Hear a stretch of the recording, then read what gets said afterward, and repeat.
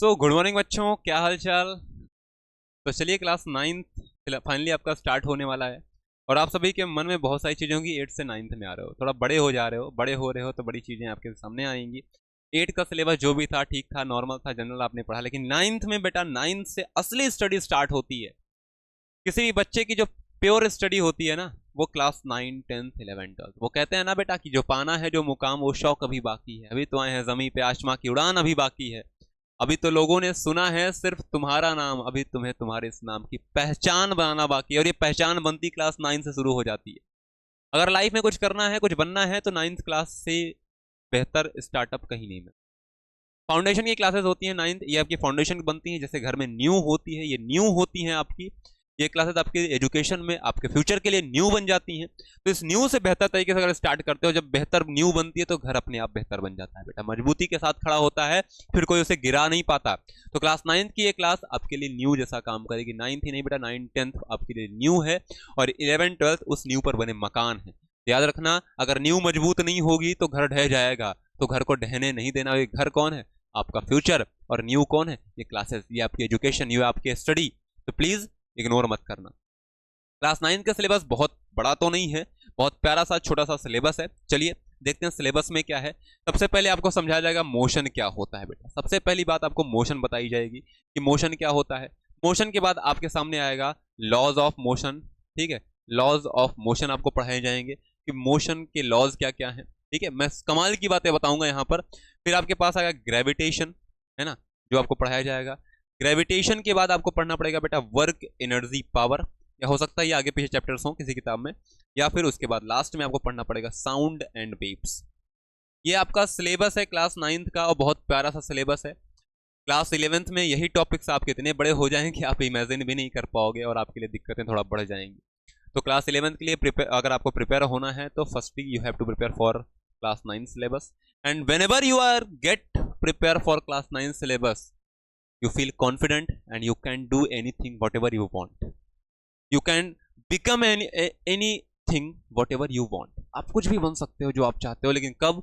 जब आपका बेस सही होगा, है ना। और बेस सही होने के लिए पढ़ना तो पड़ेगा। वो आप कहते हैं ना, रामायण में आपने सुना होगा, कर्म प्रधान विश्व रचि राखा, जो जस करहि सो तस फल चाखा। अगर यहाँ पे इग्नोर किए तो भैया कर्म फ्यूचर है, फिर बहुत बहुत बहुत दिक्कत होने वाली है, ये बात ध्यान रखना। तो अपने एथिक्स को, अपने धर्म को, अपने सराउंडिंग को इग्नोर करके नहीं चलना है, हमें पढ़ना है। जो गलतियां हमारे बड़े भाई बहन लोग कर गए या फिर मैं करके आया, वो गलतियां आपको नहीं करनी। बताने से समझ जाना है। अभी छोटे हो, बच्चे हो, तो इतना सीख जाओगे। अभी 8 तक जैसे पढ़ा बेटा, अब 8 तक आप पास होते आए, ठीक है। फेलियर बहुत ज्यादा नहीं देखे होगे, अब बच्चा समझ के आपको माफ किया गया। 9th से आपका वो सीन स्टार्ट होगा, है ना, जो आपको फेलियर भी फेस कराए, आपको डिमोटिवेट भी करेगा, आपको लाइफ में बहुत जगह गिरने, उछलने, कूदने का मौका मिलेगा। अब एक समय आएगा कि लाइफ एकदम एम्पलीट्यूड हाई हो जाएगा, फिर लाइफ एकदम लो में डाउनफॉल भी देखने को मिलेंगे। तो एक बार आपके माननीय भूतपूर्व राष्ट्रपति जी ने कहा था, किसने? एपीजे अब्दुल कलाम जी ने कहा था, जिनको आप मिसाइल मैन के नाम से जानते हो, कि don't read success stories, they will give you only message. जो सफलताएं की कहानियां हैं उनको पढ़ना छोड़ दो, क्योंकि वो तुम्हें केवल मैसेज देंगे कि हाँ सफलता मिल गई। Read failure stories, they will get you ideas to get success. आप अगर असफलताओं की कहानियों को पढ़ेंगे, सीखेंगे, तो उनसे ये मैसेज मिलेगा कि सफल होने के लिए क्या क्या नहीं करना है। जैसे क्लास में अगर क्वेश्चंस पेपर आपके सामने आते हैं तो आप सिलेबस पढ़ते हो, सिलेबस के बारे में अगर नॉलेज ना हो तो क्या पढ़ोगे? आपके पास सिलेबस, अगर मैं कह दूं एक चैप्टर और बढ़ा दूं इसमें, मैं कह दूं बेटा इतने होंगे, तो आप यहां तो मान लोगे, उनको पढ़ डालोगे, पर टाइम तो वेस्ट कर दिया ना। जितना हमें ज्ञान होना जरूरी है कि सिलेबस में क्या क्या आना है, उसका ज्यादा से ज्यादा ज्ञान हमें यह भी होना चाहिए सिलेबस में क्या क्या नहीं आएगा। तो भैया इसीलिए कह रहा हूं कि जो कमियां थी उन पर वर्क करो। आपकी भी कुछ कमियां रही होंगी, कुछ आपके बड़े भाई बहन भी थे, नहीं थे, तो टीचर उनको बता रहा है, टीचर कमियां बता रहा है, समझा रहा है, समझिए उन कमियों को और उनसे बचने का प्रयास करो बेटा। उनसे बचने का, कमियों को सुधारने का। जिसने भी कमी नहीं सुधारी उसने अपने पूरी लाइफ की वोट लगा डाली। ठीक है, तो इतना चलो स्टार्ट करते हैं। क्लास 9th में सबसे पहले आपके सामने बहुत कुछ तो नहीं आएगा। सबसे पहले आएगा मोशन। तो मोशन को अगर समझना है ना, मैं अगर कहूं कि तुम रेस्ट में भी हो और तुम मोशन में हो, तुम्हारे मन में खुजली मच जाएगी, सर क्या ही बोल दिए कि रेस्ट में भी इंसान है और मोशन में भी, कैसे हो सकता है? तो बेटा अगर मोशन को समझना है, then you have to understand what is rest. अगर आपको मोशन को समझना है तो you must have to understand what is rest, what is the meaning of rest. अगर आपने रेस्ट को नहीं पढ़ा, बिना रुके चलना संभव नहीं है, तो पहले रुकना सीखो फिर चलना सीखो, पहले रुकना सीखो फिर आगे बढ़ना सीखो। तो रेस्ट को समझो। रेस्ट, ये जो वर्ड है रेस्ट, रेस्ट का मतलब होता है विराम। इंग्लिश मीडियम की क्लास में हिंदी वर्ड यूज कर रहा हूं तुम्हें समझाने के लिए, क्योंकि हमारी मातृभाषा हिंदी है ना, मातृभाषा हिंदी, समझ गए? ठीक है, रेस्ट को समझना पड़ेगा। विराम का मतलब स्टॉप। क्या? हाँ, अंग्रेजी समझ गया? हाँ सर, अब समझ में आ गया। यही तुम्हारी तो कमी है, तुम अंग्रेजी को समझ लेते हो, हिंदी को नहीं समझ पाते हो। लोग कहते हैं हिंदी गरीब है ना, हिंदी गरीब है, अंग्रेजी अमीर है। अंग्रेजों को हम अमीर कहते हैं। कहां से अमीर हो गए भाई? उनके पास तो उनकी डिक्शनरी भी अभी ढंग की नहीं बन पाई। कुछ कुछ वर्ड ऐसे इनके पास मीनिंग भी नहीं है इंग्लिश में, है ना। और हिंदी में पता नहीं कितने अरब शब्द हैं। ऐसा कोई शब्द ही नहीं जिसकी मीनिंग ना हो हिंदी में, जिसके वर्ड ना हो हिंदी के लिए। गरीब कहां से हिंदी वाले? हिंदी वाले सबसे अमीर है, यानी हिंदुस्तान सबसे अमीर है। अगर हम हिंदुस्तान की बात करेंगे तो सबसे अमीर है बेटे, ठीक है। इसलिए पढ़ते समय इतना ध्यान देना, मोशन को अगर समझना है तो हमें रेस्ट को समझना होगा। वो कहते हैं ना कि अगर तांडव करना है शंकर सा तो विष हलाहल पीना होगा। ये बात दिमाग में रखना। तो बेटा, मोशन को अगर समझना है तो पहले रेस्ट को समझो, अगर रेस्ट को समझना है तो मुझे समझो पहले। अगर रेस्ट की मैं बात करता हूं तो रेस्ट का सिंपल सा मतलब है, मैं 2 पॉइंट बना रहा हूं, समझ जाओगे 2 पॉइंट में, ठीक है। ये हो तुम, ये 2 पॉइंट हैं, ठीक है। रेस्ट को समझने के लिए आपको पता होना चाहिए कुछ चीजें। एक बॉडी जिसको आप ऑब्जर्व कर रहे हो, एक ऑब्जर्वर और एक सराउंडिंग, 3 बातें। सराउंडिंग नहीं पता कर पाए तो फिर तुम्हारा पूरा रेस्ट मोशन डगमगा गया। तो if you are going to understand what is rest and motion, then you must have to understand what is surrounding। अगर सराउंडिंग को समझ गए तो रेस्ट मोशन में कभी तुम्हें दिक्कत नहीं होगी। मैं जो ये कह रहा हूं कि मैं रेस्ट में भी हूं और मैं मोशन में भी हूं, ये भ्रम दूर हो जाएगा। They both are relatable word but with respect to surrounding. अगर सराउंडिंग डिफाइंड हो गई तो हम कह पाएंगे कोई बॉडी रेस्ट में है या मोशन में। कैसे समझो? 2 पॉइंट है, बीच में आप हो, ठीक है। अभी इस पॉइंट की मैं बात करूं, केवल इस सिस्टम की बात करूं, तो अगर आपके बीच में और इस पॉइंट के बीच में डिस्टेंस या डिस्प्लेसमेंट कांस्टेंट है, पोजीशन चेंज नहीं हो रही है। आप 2 सेकंड बाद मैंने देखा आप इतनी ही दूर खड़े थे, फिर मैं 4 सेकंड बाद देखा आप इतनी ही दूर थे, मैं 10 सेकंड बाद देखा आप इतनी ही दूर थे। टाइम को मैंने यूज किया ना, बट इस पॉइंट की भी बात की, इसके रिस्पेक्ट में। तो बेटा पोजीशन में जब तक चेंज नहीं है, कुछ बच्चे कहते हैं जब सर बॉडी पोजीशन को चेंज नहीं करती तब वो रेस्ट में होती है। अरे गधा, ये गलत डिफिनीशन है, अधूरी डिफिनीशन है। अगर डिफिनीशन को सही समझना है तो इतना कहना, when an object does not changes its position, definition लिख ले भाई। When an object does not changes its position with the passage of time, time बीत रहा है, टाइम को रोक सकता है क्या कोई? कभी नहीं रोक सकता। टाइम कंज्यूम कर सकते हो, नहीं रोक सकते भाई। When an object doesn't changes its position, doesn't does not होता, does not changes its position with the passage of time। एक last word, with respect to its surrounding। Surrounding के रिस्पेक्ट में बीतते हुए समय के साथ जब कोई वस्तु अपने पोजीशन, अपनी स्थिति में परिवर्तन नहीं करती, पोजीशन, डिस्टेंस हो गया, डिस्प्लेसमेंट हो गया, ये चेंज नहीं होते, तब वो ऑब्जेक्ट रेस्ट में कहलाता है। याद रखना, टाइम मेंशन करना है, सराउंडिंग मेंशन करनी है, तभी आप इस डिफिनेशन को कंप्लीट कर पाओ। बाकी टीचर तो ये भी बोलेगा बेटा जब कोई ऑब्जेक्ट पोजीशन चेंज ना करे तब वो रेस्ट में है, बट आई डोंट एग्री। मैं नहीं मानता ये डिफिनेशन सही है, क्योंकि पोजीशन में चेंज नहीं हो रहा है। मैं देख रहा हूं, मेरे सामने टेबल रखी है, पोजीशन चेंज नहीं कर रही है, ठीक है। मैं चांद पे पहुंच गया, चांद से देखूंगा टेबल पे, देखो क्या हो रहा है, मूवमेंट हो रही है, टेबल घूम रही है। अगर टेलीस्कोप लगाऊंगा चांद से टेबल मूव करेगी। ये पॉइंट, मैं यहां खड़ा हूं, ये पॉइंट यहां पर है, मेरे और इस पॉइंट के बीच में कोई चेंजेस नहीं है। कब तक? जब तक इस कमरे में रह के मैं देख रहा हूं इस पॉइंट को। लेकिन जैसे मैं चांद या जुपिटर पहुंच के टेलीस्कोप लगाया, ले भाई देख, और टेलीस्कोप लगाते ही पूरी पृथ्वी डुअल मोशन कर रही, ले भाई, ऐसे भी चल रही है, ऐसे भी चल रही है। अब 2-2 मोशन करेगी तो कैसे कह दोगे कि रेस्ट में है? नहीं रेस्ट में है ना। हाँ, अगर मैं कहूं यूनिवर्स के रिस्पेक्ट में मोशन में है और पृथ्वी के रिस्पेक्ट में ये पॉइंट और मैं रेस्ट में है, तो हम कह सकते हैं ना। सराउंडिंग वेल डिफाइंड होनी चाहिए। सराउंडिंग का मतलब एक ऑब्जर्वर होगा, एक ऑब्जेक्ट होगा, उसके बाद सराउंडिंग होती है, उसके बाहर जो भी है सब सराउंडिंग में आता है। जितना तक सराउंडिंग पैरामीटर बना पाओ बना लेना, ठीक है। और क्वेश्चन में अगर सराउंडिंग को समझ गए तो रेस्ट और मोशन डिफरेंशिएट करने में आपको समय नहीं लगेगा। कभी कभी होता है, एक क्वेश्चन आता है बहुत प्यारा सा, कार में 4 लोग बैठे हैं, कार में बैठा व्यक्ति, जितने लोग बैठे हैं वो कार के रिस्पेक्ट में रेस्ट में है या मोशन में? तो बेटा कार और उनके बीच में उन्होंने जहां बैठे हैं सीट के पास जो बैठे हैं उस सीट पे कहीं पोजीशन में चेंजेस आ रहे हैं, नहीं आ रहे, तो रेस्ट में है। सराउंडिंग क्या दी गई, कार दी गई, कार को समझ लो। अब बाहर पेड़ के पास खड़ा कोई व्यक्ति, कार जा रही है, उसके लिए तो आप मूव कर रहे हो ना, आपकी पोजीशन चेंज हो रही है, झू झू करके चेंज हो रही है। और जब पोजीशन में चेंजेस होंगे सराउंडिंग के रिस्पेक्ट में तब आप मोशन में हैं, जब पोजीशन में चेंजेस नहीं होंगे सराउंडिंग के रिस्पेक्ट में तब आप रेस्ट में। लेकिन ये सब होगा कब, काल चल रहा है, काल सर्वदा जयते, समय कभी नहीं रुकता है ना, समय चलता रहता है। तो रेस्ट क्या होता है, when an object does not changes its position with the passage of time with respect to its surrounding then the object is said to be in the condition of rest। and इसी की definition को affirmative term में बनाओ, when an object changes its position, does not को गायब कर दो, बहुत आसान से definition है। when an object changes its position with the passage of time with respect to its surrounding then the object is said to be in the state of motion।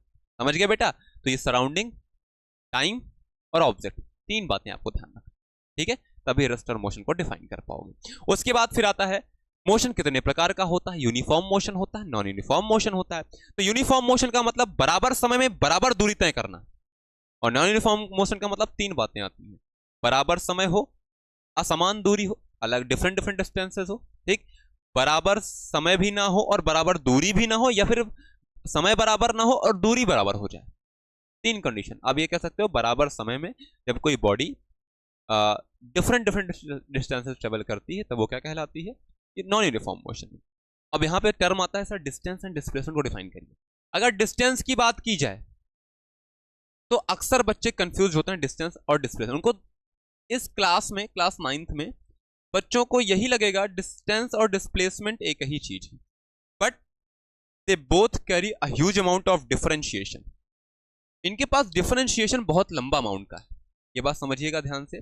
और differentiation कैसा है, डिस्टेंस एक्चुअल पाथ है, क्या है, actual path, यानी ये path पर निर्भर कर रही है, रास्ते पर डिपेंड कर रही है। और ये क्या है, शॉर्टेस्ट डिस्टेंस, ठीक है।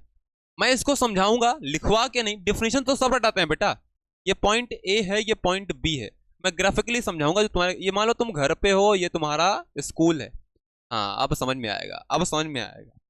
तो बच्चों आजकल एक सीन चल रहा है आपके मन में, मान लो आपके घर से स्कूल का एक सीधा रास्ता है, जो आपके पेरेंट्स कहते हैं बेटा इसी रास्ते से जाना और इसकी दूरी है 1 किलोमीटर, ठीक है। और एक रास्ता बढ़िया चाट की दुकान से होते हुए आइसक्रीम खाते हुए जाता है जिसकी दूरी है 5 किलोमीटर, ठीक है। और एक रास्ता जो आपकी मैडम है ना, प्रेमिका जी, माननीय प्रेमिका महोदय, उनके घर से होके जाते होगे। सर क्लास 9th की बात, क्लास में आप गर्लफ्रेंड शर्लफ्रेंड की बातें करते हो, बेटा होना चाहिए, जरूरी है, ठीक है, नहीं होंगे तो कौन सिखाएगा। फेलियर होना चाहिए ना लाइफ में, मैंने बोला तो फेलियर सबसे बड़ा फेलियर वही देने वाले होते हैं है ना। और रिलेशनशिप में जो अगला बंदा पार्टनर होता है ना, सबसे बड़ा फेलियर वही देता है। तो ऐसे लोगों को होना जरूरी है लाइफ। कबीरदास जी का एक दोहा है, निंदक नियरे राखिए आंगन कुटी छवाए। जो आपका बुरा सोचते हैं उनको इज्जत के साथ अपने आसपास रखो, क्योंकि वो आपके बारे में हमेशा कमियां ढूंढेंगे, और कमियां वो ढूंढे आपको बताए नहीं, आप सुधार लो, इससे बेहतर क्या हो सकता है, ठीक है। चलिए अब देखो ध्यान से, ये 3 रास्ते अपने पास हैं। मैं कहूं जो पढ़ने वाला बच्चा होगा वो पापा की बात मानेगा, इस रास्ते को चुनाव करेगा, जो पढ़ने वाला होगा, जो पढ़ने वाला बच्चा होगा वो पापा की बात मानेगा, और जो चटोरा होगा वो 5 किलोमीटर लंबा चलेगा। और ये मान लो 10 किलोमीटर का रास्ता है, और जिसको अपनी मैडम से बहुत लगाव होगा, जिसको फेलियर ज्यादा देखना होगा, वो इस रास्ते से चलेगा। और ये 30 चुनाव आप पर है, कौन सा रास्ता चुनते हो। अब यहां पे मैं आपको डिस्टेंस एंड डिस्प्लेसमेंट समझा रहा हूं बेटा। ए से बी के बीच में मैं कहूं शॉर्टेस्ट डिस्टेंस बताओ, तो मैथ में एक बात बताई गई होगी, नहीं बताई गई होगी तो जान लो। कोई 2 पॉइंट हैं, उनके बीच में शॉर्टेस्ट डिस्टेंस मात्र एक लाइन हो सकती है, वो भी स्ट्रेट। समझ गए। अब जो आपकी डिस्प्लेसमेंट होती है ना बेटा, यही होती है, रास्ता हो या ना हो, उन दोनों पॉइंट्स के बीच में एक सीधी लाइन ड्रॉ कर दो, ये क्या बन जाएगी, डिस्प्लेसमेंट। इमेजिन कर लो अगर रास्ता नहीं है तो, ठीक है, उन दोनों पॉइंट्स की, एक पॉइंट की पोजीशन दूसरे पॉइंट से कितनी एग्जैक्ट दूरी पर है। अब पाथ पे आप कितना चल के गए, कुल पथवा को नाप लो, मेजरमेंट कर लो, ये बन जाएगा आपका डिस्टेंस।